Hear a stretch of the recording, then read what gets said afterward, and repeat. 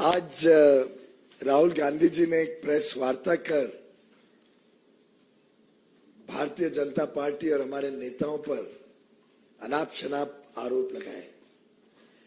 लोकसभा चुनाव में विपक्ष की हार की हताशा से अभी तक शायद राहुल गांधी जी उभरे नहीं है। अब वो मार्केट के इन्वेस्टर्स को भी गुमराह करने की साजिश रच रहे हैं। आज भारत दुनिया की 5वीं सबसे बड़ी अर्थव्यवस्था बन गई। कहा फ्रेजाइल 5 और आज top 5, fastest growing economy in the world. पूरी दुनिया इस बात को आज स्वीकार करती है।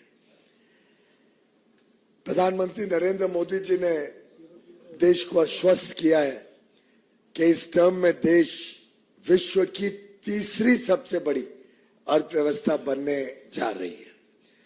और ये साधारण उपलब्धि नहीं है, पूरा विश्व इसको गहराई से देख रहा है, बड़ी गंभीरता से देख रहा है, समझ रहा है कि ये आगे आने वाले दिनों में प्रधानमंत्री मोदी जी के नेतृत्व में होने जा रहा है। फिर एक बार मोदी सरकार आना निश्चित है और शायद इस बात से राहुल गांधी जी बड़े परेशान नजर आते हैं और अपने बयानों के साथ विदेश और देश के निवेशकों को एक भय के वातावरण में निवेश ना करें, इसके लिए उत्साहित करने की कोशिश कर रहे हैं। हम सब जानते हैं कि इक्विटी मार्केट अलग अलग समय पे चुनाव आ रहे हैं तो चुनाव के हिसाब से अलग अलग आंकड़े जब रिजर्व बैंक पेश करता है, अलग अलग विकास के आंकड़े जब आते हैं, उसके हिसाब से इक्विटी मार्केट में बदलाव होते रहता है।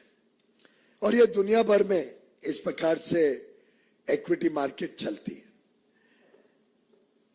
कोई बड़ा इवेंट ना भी हो तो भी इक्विटी मार्केट में उतार चढ़ाव साधारणतः चलते रहते हैं। देखना यह रहता है कि लंबे अरसे में इक्विटी मार्केट में क्या हुआ है।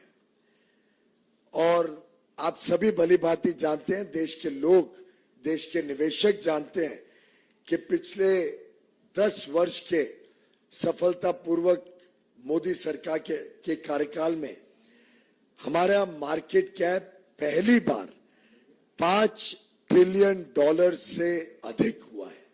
यानी 400 लाख करोड़ रुपए से ज्यादा मार्केट कैप का कीर्तिमान प्रधानमंत्री मोदी जी के कुशल नेतृत्व में भारत ने प्राप्त किया है।